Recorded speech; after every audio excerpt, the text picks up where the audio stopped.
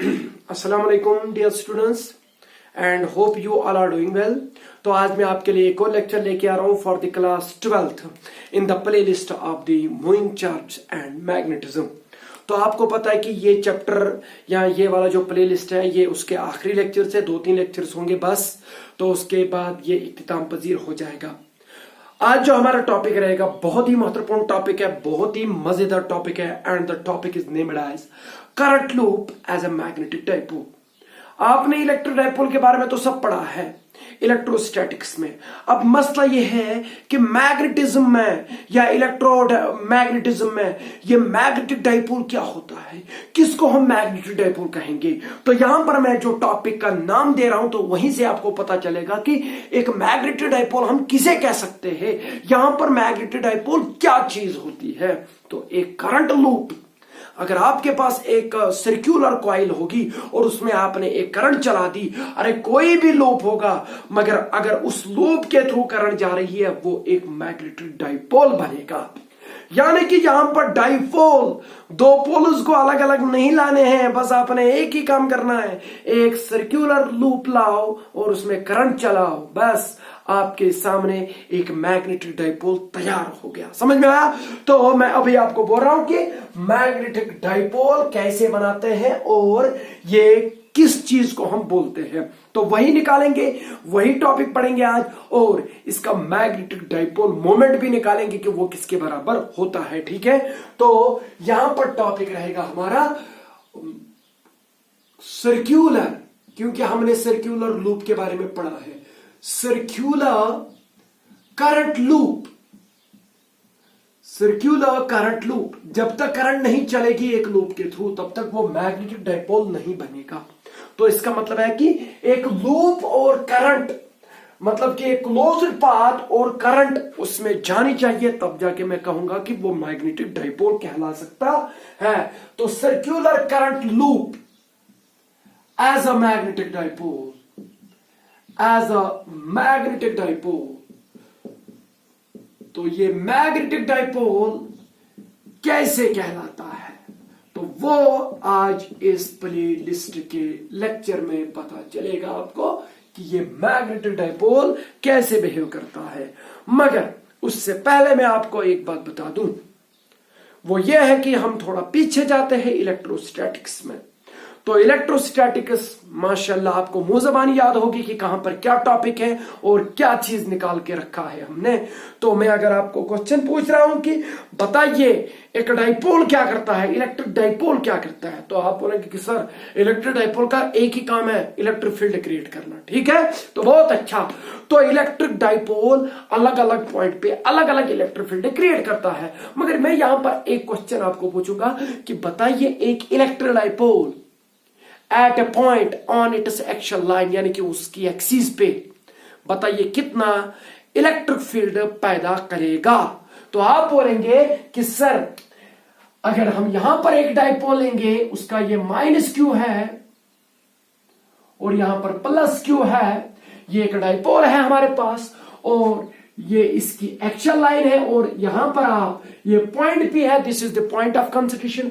अगर आप यहां पर चाहते हैं कि यहां पर इलेक्ट्रिक फील्ड कितना होगा तो वो हमें मुंह ज़बान याद है। तो अगर इसका यहां से बता देंगे कि ये कितना दूर है, यहां से ये दूर है x from the centre of the dipole, तो बताइए कितना मैग्नेटिक, कितना इलेक्ट्रिक फील्ड ये इलेक्ट्रिक डाइपोल क्रिएट करेगा eight a distance x from the centre of its dipole on it's action line. तो आप बोलेंगे कि सर ये जो डाइपोल मोमेंट, ये जो इलेक्ट्रिक फील्ड होगा वो किसके बराबर होगा, 1 divided by 4 pi epsilon not 2p divided by x cube. मगर याद रखना ये रिलेशन एक स्पेशल केस है जब हम x को मानते हैं कि ये बहुत ज्यादा होता है as compare to the dipole length 2a या r लिखे तो कोई मसला नहीं। मतलब कि जब ये डाइपोल लेंथ जो होगी, ये डाइपोल लेंथ बहुत कम है as compare to the distance of the point of concentration from the centre of the dipole, तो उस टाइम जो रिलेशन बनेगी इलेक्ट्रिक फील्ड को निकालने के लिए वो ये होगी, and this electric field is directed towards the dipole moment, and dipole moment of a electric dipole is a vector quantity and is directed along the dipole length, and the dipole length is itself a vector quantity and its direction is from the -q to +q। इसका मतलब यह है कि यहां पर जो electric field होगा वो बाहर की ओर होगा। Are you getting me? क्योंकि electric field is a vector quantity and is acting along the dipole moment. समझ में आया? तो ये चीज आप याद रखिएगा, ये आपने पढ़ा है इससे पहले इलेक्ट्रोस्टैटिक्स में, मगर मुझे यहां काम आ जाएगा क्योंकि मैंने एक सिमिलैरिटी दिखानी है आपको कि मैग्नेटिक डाइपोल और इलेक्ट्रिक डाइपोल में क्या अंतर है और क्या सिमिलैरिटी है। वो चीज एक्चुअली आज आपने समझना है। ये आपको पता था कि इलेक्ट्रिक फील्ड कितना निकलेगा इस पॉइंट पे, अगर याद नहीं है तो मैंने रिवाइज कराया। तो अब मैं क्या करता हूं कि मैं यहां पर देखता हूं कि मेरे पास एक सर्कुलर करंट लूप होगा, क्योंकि आपको पता है कि आपको करंट पक्का होनी चाहिए इस लूप में। आप बोलेंगे क्यों? क्योंकि जब तक करंट ना होगी तब तक मैग्नेटिक फील्ड ना होगा। तो इसका मतलब यह है कि that is why we are going to have a current carrying circular loop. अब सर्कुलर लूप क्यों लिया मैंने और कोई लूप क्यों नहीं लिया? क्योंकि हमने सर्कुलर लूप को पढ़ा है, इसलिए जो पढ़ा है वो अब और अगर उसको एनालाइज करेंगे तो वो बहुत ही सिंपलीफाई हो जाएगा। ठीक है, तो अब यहां पर पहले मैं मैग्नेटिक फील्ड निकालूंगा। मैग्नेटिक डाइपोल कैसे बिहेव करता है वो अलग बात है, मगर पहले मैं आपको यह बता दूं कि अगर मेरे पास एक सर्कुलर लूप होगा, जरा यहां पर मैं एक सर्कुलर लूप बनाऊं, ये आपने पढ़ा है, ये मेरे पास एक सर्कुलर लूप है, सर्कुलर कॉइल है और इसके थ्रू करंट जा रही है। Suppose current is in the anti clockwise fashion. किसमें? वो एंटी क्लॉकवाइज फैशन में करंट जा रही है, मतलब ऐसे। ये लूप कुछ इस प्रकार का है, ऐसे है ये लूप, और करंट को मैं जब यहां से देखता हूं, ये देखना भी होता है क्योंकि अगर आपको यहां से करंट एंटी क्लॉकवाइज दिखेगी तो पीछे से इस कॉइल को आपको वो क्लॉकवाइज दिखेगी। तो सीधी सी बात है, अगर यहां पर मैंने ये लूप बनाया, ये ऐसे है लूप आरगेडमी, और इसमें करंट कैसी जा रही है? इस फेस के थ्रू। जब मैं यहां देख रहा हूं तो चलो वो हम मानते हैं कि वो एंटी क्लॉकवाइज जा रही है, मतलब कि करंट ऐसे एंटी क्लॉकवाइज जा रही है जब मैं यहां से देख रहा हूं। तो अगर वहां से देखेगा कोई तो उसको वो क्लॉकवाइज दिखेगी, क्योंकि जब मैं ऐसे करता हूं, अब ऐसे करता हूं, ऐसे ही रखिए तो आप देखिए यहां पर मुझे ये क्लॉकवाइज लग रही है आरगेडमी। तो ये चीज इंपॉर्टेंट है कि एक तरफ से आपको ये एंटी क्लॉकवाइज करंट लगेगी और दूसरी तरफ से आपको क्लॉकवाइज करंट लगेगी। तो चलो इस साइड ये एंटी क्लॉकवाइज है। क्या है? एंटी क्लॉकवाइज इस साइड, इस फेस पे। तो उस फेस पे ये क्लॉकवाइज डायरेक्शन में करंट है। तो अब आप कहेंगे कि मैग्नेटिक फील्ड किधर की तरफ होगा? तो ये एक करंट एलिमेंट है, करंट लूप है, तो इसके थ्रू करंट जा रही है। तो आपने इससे पहले पढ़ा है कि magnetic field due to a current circular current loop, वो कितना मैग्नेटिक फील्ड क्रिएट करता है at a point on its axis, यानी कि जो इसकी एक्शन लाइन होगी ये वाली। चलो ये एक पॉइंट पी लेते हैं, ये इस लूप का, चलो ये इस लूप का रेडियस है, इस सर्कल का रेडियस है, और ये इस सर्कल का सेंटर है। चलो सेंटर से मैं गया पी पॉइंट पे, तो चलो वो पॉइंट पी कितना दूर है? एक्स, जैसा यहां पे है। सेंटर से मैं कितना दूर गया पॉइंट पी पे? तो वो है एट अ डिस्टेंस एक्स। तो सेम है एक्शन लाइन इधर भी है, एक्शन लाइन उधर भी है। Are getting me? तो इसीलिए मैं वो पहले दिखाया आपको इलेक्ट्रोस्टैटिक्स वाला टॉपिक। तो अब मैं आपको बता रहा हूं कि बताइए यहां पर मैग्नेटिक फील्ड कितना होगा। आपको पता है कि यहां पर right hand thumb rule use होता है, तो करंट इस डायरेक्शन में जा रही है एंटी क्लॉकवाइज। यहां से जब आप ऐसे हाथ को देखेंगे तो आपको एंटी क्लॉकवाइज दिखेगी, मगर यहां से आपको वही क्लॉकवाइज दिखेगी। ठीक है, वो यहां पर है, ये एंटी क्लॉकवाइज करंट जा रही है, तो magnetic field direction of the magnetic field will be given by the thumb. तो थंब आपको बता देगा कि मैग्नेटिक फील्ड इधर की तरफ होगा, इधर। Are you getting me? बहुत अच्छा। तो इधर की तरफ इलेक्ट्रिक फील्ड है। डिट्टो अभी तक तो फिलहाल सेम चल रहा है, उधर की तरफ इलेक्ट्रिक फील्ड है तो इधर की तरफ मैग्नेटिक फील्ड है। तो डिस्टेंस एक्स पे बताइए यहां पर कितना मैग्नेटिक फील्ड होगा? वो रिलेशन हमने निकाल के रखी है, that magnetic field is equivalent to, किसके बराबर होता है? हाँ, mu nought I r square. याद है, where I is the current through this circular loop and R is the radius of this loop divided by 2 x square plus r square raised power 3/2। वैसे ही यहां पर भी relation आती थी, मगर ये इसका स्पेशल केस है, तो वैसा ही स्पेशल केस यहां पर भी लाएंगे। दिस इज द, ये जो रिलेशन मैंने दिखाई आपको, this is the magnetic field at this point distant x from the centre of the circular loop on its actual line. समझ में आया? ये करंट लूप या ये सर्कुलर लूप इस पॉइंट पे कितना मैग्नेटिक फील्ड क्रिएट करेगा। अब आपको पता है कि ये किधर की तरफ होगा, ये बाहर की तरफ होगा। Are getting me? जैसे मैंने यहां पर बी वेक्टर की डायरेक्शन दिखाई, ये मैग्नेटिक फील्ड किधर की तरफ होगा। ठीक है, as far as the right hand thumb rule is concern. अब मैं क्या करता हूं कि यहां पर भी मैं यही केस लाता हूं कि ये जो पॉइंट पी है, ये जो पॉइंट ऑफ कंसिडरेशन है, वो बहुत दूर है as compare to the dipole length. तो यहां पर मैं क्या करता हूं कि ये जो पॉइंट पी है, ये बहुत दूर है as compare to the radius of the circular loop. Are you getting me? So we are going parallel to it. तो यहां पर डाइपोल है, यहां पर डाइपोल नहीं है, यहां पर डाइपोल के बदले क्या है आपको, यहां पर डाइपोल के बदले आपको एक सर्कुलर करंट लूप है। Are you getting me? बहुत अच्छा। चलो, इफ वहां क्या था, x is much greater than 2a, if x is much greater than r, तो ये वाली कंडीशन है, मतलब कि जो पॉइंट ऑफ कंसिडरेशन की डिस्टेंस है वो बहुत ज्यादा है as compare to this circular, इस सर्कल का रेडियस के मुताबिक वो बहुत ज्यादा है। तो आपको पता है कि वो इससे बहुत ज्यादा है, x is much greater than r, so we can drop r square in the denominator. ये जो r स्क्वायर है इसको हम नेग्लेक्ट कर सकते हैं, बिकॉज ये बहुत कम होगा as compare to x square, so we can drop r square in the denominator. So what do we get? Now we get the B magnetic field. We will get it equivalent to, it will be equal to mu naught IR square. Mu naught IR square. Am I right? Divided by 2. Now this has to be neglected. तो यहां बचेगा x square. तो x square is about 3/2. Square और square कटा तो ये बनेगा x cube. Are you getting me? फिर से बता रहा हूं, ये गयो तो ये 2 इधर है, तो ये 2 इधर है, तो पावर यहां मल्टीप्लाई हो जाते हैं, तो ये 2 इधर डिनोमिनेटर में है, ये न्यूमरेटर में, तो कट जाएगा, तो यहां बचेगा x क्यूब, तो डिनोमिनेटर में आएगा x cube. No doubt this relation has been derived from the general relation by considering that the point of consideration is at a very large distance as compared to the radius of the circular loop। तो मतलब कि हम इस relation के करीब आ रहे हैं। यह है इलेक्ट्रिक फील्ड वाली रिलेशन ड्यू टू डाइपोल, और यह है मैग्नेटिक फील्ड वाली relation due to circular current loop. Circular loop की वजह से, करंट लूप की वजह से कितना मैग्नेटिक फील्ड होगा at a point P on its axis, वो ये होगा। चलो ठीक है, आगे चलते हैं। तो इस रिलेशन को मैं इधर लिखता हूं, मगर ये चीज आप मुंह जबानी याद रखिएगा। चलो इसको मैं इधर पैक कर लेता हूं, इसके साथ कोई छेड़छाड़ नहीं कर सकते। तो ये जो मैग्नेटिक फील्ड अब हमें निकला, बताइए किसके बराबर निकला इस पॉइंट P पे, mu naught IR square divided by 2x cube. सही बात, बहुत अच्छा। मगर आपको पता है कि मैग्नेटिक मोमेंट को मैंने आपको बोला था कि उसको डिफाइन कैसे करते हैं, जैसा electric dipole moment P is equal to charge into dipole length. सही बात, वैसा ही मैग्नेटिक मोमेंट जो होता है, ये डाइपोल मोमेंट है, इलेक्ट्रिक डाइपोल मोमेंट, और ये मैग्नेटिक डाइपोल मोमेंट होता है। वो किसके बराबर होता है, यहां चार्ज है तो यहां करंट आएगी, यहां डाइपोल लेंथ है तो यहां एरिया आता है, एरिया ऑफ द लूप।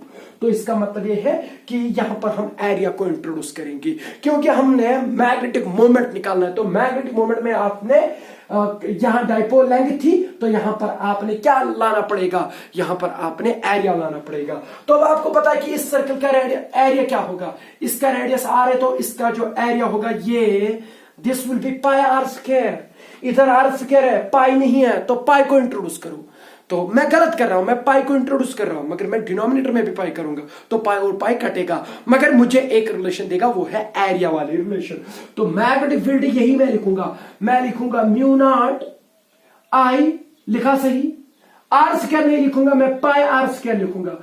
आप बोलेंगे कि सर आपने खामखा यहां पर पाई को इंट्रोड्यूस किया, मैंने मल्टीप्लाई पाई किया तो मैं डिवाइड भी पाई से करूंगा, पाई और पाई गया तो फिर से हमारे रिलेशन साफ सूत्र, कोई प्रॉब्लम नहीं अभी तक। तो ट्वाइस एक्स क्यूब। समझ में आया? एक बात यह कि मैंने पाई को इंट्रोड्यूस क्यों किया, वो मैंने बोला कि मैंने पाई को इसलिए इंट्रोड्यूस किया क्योंकि इससे एरिया बनेगा और एरिया की वजह से हमें मैग्नेटिक मोमेंट मिलेगा। जब भी मैग्नेटिक मोमेंट होगा तभी मैग्नेटिक डाइपोल होगा, जब भी डाइपोल मोमेंट होगा तभी डाइपोल होगा। Are you getting me? If you are having a dipole moment then you should have, आपको एक डाइपोल होना ही चाहिए था। अगर आपको डाइपोल है तो डाइपोल मोमेंट होगा।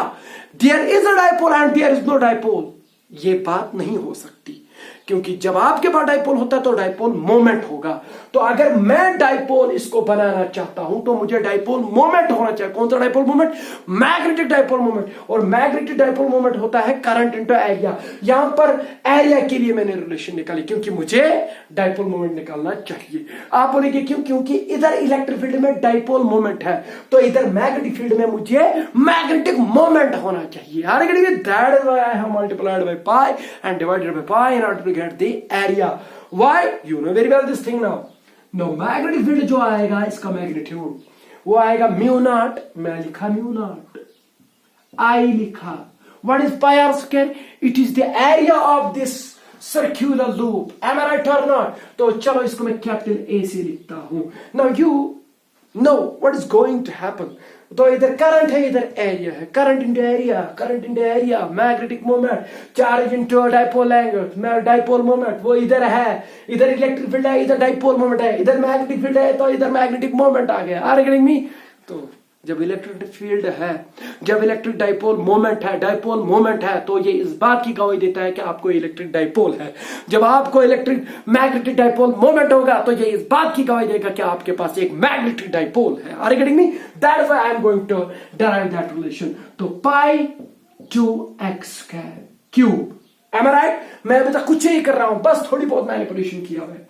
तो B इज इक्वल टू, तो जो मैग्नेटिक फील्ड है due to the circular current loop at a point P on its action line at a distance x from its center which is much greater than its radius is given by B is equal to mu naught। आपको पता है इधर क्या है, इधर क्या constant चलता है इलेक्ट्रोस्टैटिक्स में?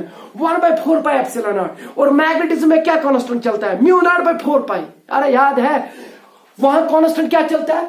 1/4 पाई एप्सिलॉन इलेक्ट्रोस्टैटिक्स में। और मैग्नेटिज्म में क्या चलता है? म्यू नॉट बाय 4 पाई। याद है आपको? तो यहां पर म्यू नॉट है मगर यहां 2 पाई है, इसको 4 पाई कर देंगे क्योंकि कांस्टेंट बराबर रहेगा।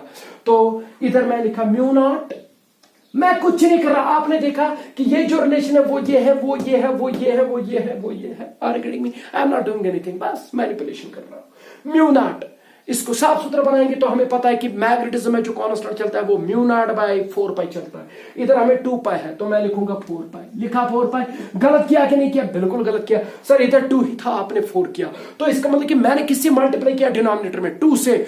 तो वो 2 वहां से, मतलब कि दैट इज अ फॉरेन, वो 2 बाहर से आया तो वो 2 आपने डिनोमिनेटर में मल्टीप्लाई किया। उसको काटने के लिए आपको न्यूमिनेटर में 2 से मल्टीप्लाई करना पड़ेगा, इसलिए मैं 2 को ऊपर लेता हूं। अब 2 डिवाइडेड बाय 4 आपको नीचे आ जाएगा 2, तो वो 2 ही रहा। Are you getting me? ये मत कहना कि ये 2 कहां से आया, क्योंकि मैंने इधर 4 लिखा तो दैट इज वाई ऊपर 2 लिखना ही पड़ेगा। तो फिर इधर क्या है? IA म्यू नॉट बाई 2 पाई नहीं लिखा, मैंने लिखा म्यू नॉट बाई 4 पाई, मगर था 2 पाई इसलिए 2 से ऊपर मल्टीप्लाई किया। आरगड़ी में बहुत अच्छा। तो अब आया म्यू नॉट बाई 2 पाई, ये बेचारा सारा म्यू नॉट बाई 2 पाई है। अब IA what is current into area? It is called magnetic moment, magnetic dipole moment. तो मैग्नेटिक डाइपोल मोमेंट लिखेंगे, ठीक है। तो आगे चलते हैं, ये IA भी आ गया, डिवाइड बाय एक्स क्यूब, तो divided by x cube, am I right? तो अगर आप देखिए इसको, तो इसको मैं थोड़ा वेक्टर फॉर्म में लिखूं। आपको पता है जिधर की तरफ एरिया वेक्टर होता है, as far as the right hand thumb rule is concerned in the current loop, तो जिधर की तरफ एरिया वेक्टर होता है उधर ही की तरफ मैग्नेटिक मोमेंट होता है। सही बात? तो एरिया वेक्टर जो इधर है इस फेस पे, तो एरिया वेक्टर इधर की तरफ है, परपेंडिकुलर होता है लूप को, तो इधर की तरफ है, तो मैग्नेटिक मोमेंट भी इसी डायरेक्शन में है। तो जिस डायरेक्शन में मैग्नेटिक मोमेंट है उसी डायरेक्शन में मैग्नेटिक फील्ड भी है। तो अगर मैं इसको वेक्टर फॉर्म में लिखूं तो B vector is equal to mu nought by 4 pi two M vector divided by x cube. Am I right और नॉट? अब इस रिलेशन को देखिए और कंपेयर करिएगा, इस रिलेशन को इसके साथ कंपेयर करिएगा। This is the relation for the electric field due to a dipole, electric dipole on its axial line, and it is the magnetic field due to a current loop on its axial line. Are getting me? दोनों का same scenario रखा है, मगर यहां पर electric dipole है, यहां पर करंट लूप है। तो कितना निकला? तो यहां पर तो 1/4πε0 है, नहीं, यहां पर इलेक्ट्रिक फील्ड है तो यहां पर आपको मैग्नेटिक फील्ड होगा। यहां पर कांस्टेंट चल रहा है 1/4πε0, तो मैग्नेटिज्म में μ0/4π चलता है। बहुत अच्छा, अभी तक तो फिलहाल पैरेलल चल रहा है। तो यहां 2 है तो यहां 2 है। यहां डाइपोल मोमेंट है, इलेक्ट्रिक डाइपोल मोमेंट, तो यहां मैग्नेटिक डाइपोल मोमेंट होना चाहिए। Are getting me? तो मैग्नेटिक डाइपोल मोमेंट है बराबर, इधर x³ है distance of the point of concentration from the centre of the dipole, and इधर भी x³ है distance of the centre, distance of the point of concentration from the centre of the current loop. तो बराबर ये relation इसकी analogy में चलती है, आर गेटिंग मी? इसके पैरेलल चलती है। तो अगर ये रिलेशन है इलेक्ट्रिक डाइपोल के लिए, तो ये रिलेशन किसके लिए होनी चाहिए? मैग्नेटिक डाइपोल के लिए। मगर ये रिलेशन किसके लिए निकली? एक करंट लूप के लिए। मगर इस बात से हम ये कह सकते कि ये इलेक्ट्रिक डाइपोल, ये जो करंट लूप है, ये करंट लूप नहीं होना चाहिए, इसका एक और नाम होना चाहिए। क्या? इलेक्ट्रिक, ये मैग्नेटिक डाइपोल होना चाहिए। It should behave as a magnetic dipole, क्योंकि ये मैग्नेटिक डाइपोल मोमेंट को बर्थ दे रहा है, वैसे ही दे रहा है, ठीक उसी प्रकार से दे रहा है जैसा एक इलेक्ट्रिक डाइपोल दे रहा है इलेक्ट्रिक फील्ड को। Are you getting me? On its axial line, वैसा ही एक current loop, circular current loop अपनी एक्सियल लाइन पे मैग्नेटिक फील्ड को बर्थ दे रहा है। तो अगर यहां डाइपोल मोमेंट है, यहां डाइपोल मोमेंट है, तो डाइपोल मोमेंट है तो इलेक्ट्रिक फील्ड प्रोड्यूस किया, तो डाइपोल मोमेंट है, मैग्नेटिक डाइपोल मोमेंट है तो मैग्नेटिक फील्ड प्रोड्यूस किया। अगर ये डाइपोल ने किया, इलेक्ट्रिक डाइपोल ने, तो ये किसने करना चाहिए था? ये मैग्नेटिक डाइपोल ने करना चाहिए था। तो दैट इज व्हाई हम ये कह सकते हैं कि ये जो सर्कुलर करंट लूप है, ये सर्कुलर करंट लूप नहीं है, ये एक मैग्नेटिक डाइपोल है, क्योंकि ये डाइपोल मोमेंट को बर्थ उसी तरह से दे रहा है जैसा एक इलेक्ट्रिक डाइपोल एक इलेक्ट्रिक फील्ड को दे रहा है birth on its axial line, और वैसा ही यहां पर एक करंट लूप, या हम बोलेंगे मैग्नेटिक डाइपोल एक्सियल लाइन पे उसी प्रकार से मैग्नेटिक फील्ड को भर देता है। तो दिस सजेस्ट्स, ये रिलेशन हमें इस बात की गवाही देता है कि ये करंट लूप नहीं है, ये करंट लूप नहीं है, ये सर्कुलर करंट लूप नहीं है, ये मैग्नेटिक डाइपोल है, ये एक मैग्नेटिक डाइपोल है। नाउ द क्वेश्चन इज, बहुत ही अच्छा क्वेश्चन है, तगड़ा क्वेश्चन है। वो क्या है? वो ये है कि सर इलेक्ट्रिक डाइपोल जो होता है ना, टू पोल्स, हाँ वो 2 पोल तो हमें पता है क्या क्या है, एक पॉजिटिव चार्ज है, एक नेगेटिव चार्ज है। तो these are 2 poles, so these 2 poles make a dipole when these are separated by some distance. Are you getting me? तो इसका मतलब कि इलेक्ट्रिक डाइपोल में 2 पोल्स होते हैं। वो 2 पोल्स क्या है? एक है पॉजिटिव चार्ज और दूसरा है नेगेटिव चार्ज। बहुत अच्छा। तो इसका मतलब ये है कि अगर मैं एक और भाषा में बता दूं, वो ये है कि इलेक्ट्रिक डाइपोल जो है उसमें 2 एलिमेंट्री यूनिट से बना होता है, 2 एलिमेंट्री यूनिट से। वो कौन सा है? वो है positive charge and negative charge. These are 2 different elementary units. Positive charge, negative charge, they will make an electric dipole. Now the question is कि सर अगर ये करंट लूप, ये circular current loop magnetic dipole है, तो इसके 2 poles कौन है और वो कैसे है? तो पहले मैं वो 2 पोल्स निकाल दूंगा। आपको पता है कि मैग्नेटिक फील्ड इस डायरेक्शन में है, तो इसका मतलब कि मैग्नेटिक फील्ड ऐसे निकल रहा है। Are you getting me? तो इस डायरेक्शन में मैग्नेटिक फील्ड निकल रहा है from this face and from this face ये ऐसे आएगा तो इधर आएगा, क्योंकि आपको पता है कि जो मैग्नेटिक फील्ड लाइन्स होती है, these are closed loops, these form closed loops. तो electric field lines closed loops नहीं बनाते हैं। तो आप देखते हैं कि उसका इफेक्ट क्या होगा। तो इसका मतलब कि इलेक्ट्रिक मैग्नेटिक फील्ड लाइन्स यहां से निकली, तो ये कहां से निकलती है? नॉर्थ पोल से, और टर्मिनेट कहां पे होती है? साउथ पोल पे। तो इसका मतलब ये है कि ये यहां से जाएंगी और ऐसी इधर आके इधर आएंगी वापस, तो ये क्या बनेगा, तो इसका मतलब कि ये वाला साइड जो इस लूप का होगा, ये अगर मेरे पास सर्कुलर करंट लूप है, ये वाला जो फेस इसका है वो होगा साउथ पोल, और ये वाला जो फेस है वो एक्ट करेगा नॉर्थ पोल। तो इसका मतलब है कि इसके भी दो पोल्स हैं, एक है साउथ पोल, दूसरा है नॉर्थ पोल।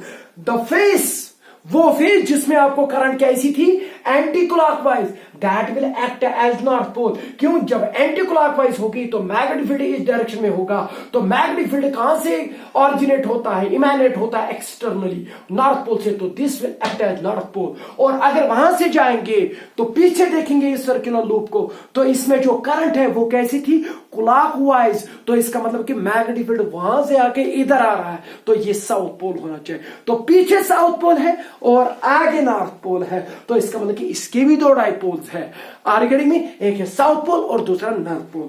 अब मसला है कि हाँ बिल्कुल सिमिलैरिटी है, किसके मुताबिक, इलेक्ट्रिक डाइपोल के मुताबिक। इलेक्ट्रिक डाइपोल में पॉजिटिव चार्ज और नेगेटिव चार्ज होता है, और इधर साउथ पोल और नॉर्थ पोल होता है। अब मसला है कि what is the distinction, what is the fundamental difference between the magnetic dipole and an electric dipole? इनके बीच में क्या बुनियादी अंतर है इलेक्ट्रिक डाइपोल और मैग्नेटिक डाइपोल में? दो ये उसी प्रकार से मैग्नेटिक फील्ड क्रिएट करता है जिस प्रकार से एक इलेक्ट्रिक डाइपोल क्रिएट करता है इलेक्ट्रिक फील्ड को। अब मसला है कि बेसिक डिस्टिंक्शन क्या है इनके बीच में, वो मैं आज आपको इसी लेक्चर में बता दूंगा। वो क्या है, बस वो छोटी सी इंफॉर्मेशन है। वो ये है कि इलेक्ट्रिक डाइपोल में दो एलिमेंट्री यूनिट्स होते हैं और मैग्नेटिक डाइपोल में एक ही एलिमेंट्री यूनिट होता है। तो आप बोलेंगे सर कैसे, क्या पॉजिटिव चार्ज अकेला मैग्नेटिक इलेक्ट्रिक डाइपोल बनाएगा? नहीं। क्या नेगेटिव चार्ज अकेला इलेक्ट्रिक डाइपोल बनाएगा? नहीं। तो इसका मतलब कि आपके पास पॉजिटिव चार्ज और नेगेटिव चार्ज होगा तब जाके एक डाइपोल बनने की आशंका है। But when these are separated by some distance then they will definitely make an electric dipole. इसका मतलब कि इलेक्ट्रिक डाइपोल को बनाने के लिए आपको कितने एलिमेंट्री यूनिट्स लगे? दो, नेगेटिव चार्ज, पॉजिटिव चार्ज। एक ही होगा तो डाइपोल नहीं बनेगा, एक ही होगा तो डाइपोल नहीं बनेगा, दी शुड बी देयर। तो इसका मतलब कि एक नेगेटिव चार्ज और पॉजिटिव चार्ज, इसका मतलब कि दो एलिमेंट्री यूनिट दरकार होते हैं किसके लिए? इलेक्ट्रिक डाइपोल को बनाने के लिए। अब मुझे बताओ ये करंट लूप एक्ट क्या कर रहा है? अब बस मैंने आंसर दे दिया, आप देखेंगे अब ये जो इलेक्ट्रिक डाइपोल, ये जो सर्कुलर करंट लूप है, ये एक्ट क्या कर रहा है? ये एक्ट कर रहा है मैग्नेटिक डाइपोल। मगर आप मुझे एक बात बताओ कि ये मैग्नेटिक डाइपोल कब बिहेव करेगा? जब ये करंट, जब ये सर्कुलर लूप से करंट जाएगी। बस इसके लिए आपको दो चीजें नहीं चाहिए, बस एक करंट लूप चाहिए। एक करंट लूप आपके पास है तो मैग्नेटिक डाइपोल बना। एक पॉजिटिव चार्ज होगा तो इलेक्ट्रिक डाइपोल नहीं बनेगा। वहां आपको दो चीजें चाहिए। क्या क्या? वहां पर आपको नेगेटिव चार्ज, पॉजिटिव चार्ज चाहिएगा। तो जब दोनों होंगे तब जाके डाइपोल बनेगा। तो इसका मतलब कि वहां पर एलिमेंट्री यूनिट्स कितने हैं? दो। यहां पर एक मैग्नेटिक डाइपोल को बनाने के लिए आपको एक ही चीज जरूरत है। पता है क्या वो है current loop, circular current loop, एक ही चीज। तो that is why this is the basic distinction between the electric dipole and magnetic dipole. अब इसका इफेक्ट देखेंगे कि यहां पर एक ही करंट लूप, हाँ एक ही चीज दरकार होता है मैग्नेटिक डाइपोल को बनाने के लिए। दैट इज व्हाई यहां पर जो आपको पोल्स मिले ना, साउथ पोल और north pole, we cannot create a monopole in magnetism. Magnetism में आप कभी भी never ever you can make और you can create a single pole. आपके पास नॉर्थ पोल कभी नहीं होगा। मगर इलेक्ट्रोस्टैटिक्स में यहां पर आपके पास नेगेटिव चार्ज हो सकता है, पॉजिटिव चार्ज हो सकता है, यहां पर आपको नॉर्थ पोल अलग नहीं होगा। फॉर एग्जांपल मैं आपको एक एग्जांपल देता हूं। फॉर एग्जांपल जब आप मैग्नेट लाते हैं ना तो उसका एक एंड नॉर्थ पोल एक्ट करेगा, दूसरा एंड क्या करेगा? South pole. आप उसको ब्रेक करेंगे बीच में तो आपको लगेगा कि शायद मैंने नॉर्थ पोल को अलग किया, साउथ पोल को अलग किया। नहीं, आपने जब उसको बीच में काटा तो फिर से नॉर्थ पोल और साउथ साउथ पोल एग्जिस्ट होगा, मतलब कि यहां पर मोनोपोल नहीं होता है। यहां पर ये एक ही यूनिट से बनता है, तो इसका मतलब है कि ये इफेक्ट ये देता है कि यहां पर मोनोपोल एग्जिस्ट नहीं होता है, वहां पर मोनोपोल एग्जिस्ट होता है। This is actually the distinction, basic difference between electric dipole और मैग्नेटिक डाइपोल के। अब समझ में आया कि मैग्नेटिक डाइपोल क्या होता है। मैग्नेटिक डाइपोल नॉर्थ पोल और साउथ पोल नहीं होता है। मैग्नेटिक डाइपोल एक करंट लूप होता है, तो वही एक फेस जो उसका है वो नॉर्थ पोल एक्ट करेगा, दूसरा साउथ पोल एक्ट करेगा। उसके लिए मैंने आपको कन्वेंशन दे दी कि कौन नॉर्थ पोल एक्ट करता है, कौन साउथ पोल एक्ट करता है। ये डिपेंड करता है कि उस फेस के थ्रू करंट की डायरेक्शन क्या होगी। तो right hand thumb rule use करिएगा। Are you getting me? तो अब हमारा जो अगला टॉपिक रहेगा वो इसी पे रहेगा, मगर बहुत ही अच्छा टॉपिक है। वो क्या है? वो इसका ही इफेक्ट है। वो ये है कि ये मैग्नेटिज्म जो है ये कहां से आया। Are you getting me? पर आपको पता है कि सर मैग्नेटिज्म तो आ गया, मैग्नेटिक फील्ड तो आ गया। मैंने कहा कहां से आया? तो आपने बोला कि सर जब यहां से करंट थी। मैंने कहा करंट कब थी? आपने बोला कि जब चार्ज चला। मैंने कहा बहुत अच्छा, फिर तो मुझे एक बात बताओ, जो एटम होता है, एटम के इर्द गिर्द कौन घूमते हैं? इलेक्ट्रॉन। तो इलेक्ट्रॉन चार्ज कैरियर्स है कि नहीं? तो है। तो इसका मतलब कि बाहर इलेक्ट्रॉन चल रहे हैं, तो इसका मतलब कि वहां पर करंट लूप बन रहा है, क्योंकि जब चार्ज चला तो करंट बनी। तो चार्ज कैसे चल रहा है? सर्कुलर लूप्स में बन रहा है, ऑर्बिट्स में चल रही है चार्ज। तो इसका मतलब कि वो एक करंट को जन्म देगा। कौन सी करंट? तो इसका मतलब है कि वो किसको जन्म देगा? एक करंट लूप को बर्थ देगा। और करंट लूप एक्ट क्या करता है? Magnetic dipole. इसका मतलब है कि एवरी एटम जिसमें इलेक्ट्रॉन्स घूमते हैं, इर्द गिर्द, उसके इर्द गिर्द जो घूमते हैं, वो मैग्नेटिक फील्ड को क्रिएट करेगा। That is actually the base of the magnetism की मटेरियल्स में। ये मैग्नेटिज्म कहां से आया? इलेक्ट्रॉन के घूमने से आया, क्योंकि जब इलेक्ट्रॉन घूमता है तो करंट आती है, और जब करंट लूप बनती है, तो जब करंट लूप बनता है वो मैग्नेटिक डाइपोल बनता है। और मैग्नेटिक डाइपोल का काम है मैग्नेटिक फील्ड प्रोड्यूस करना।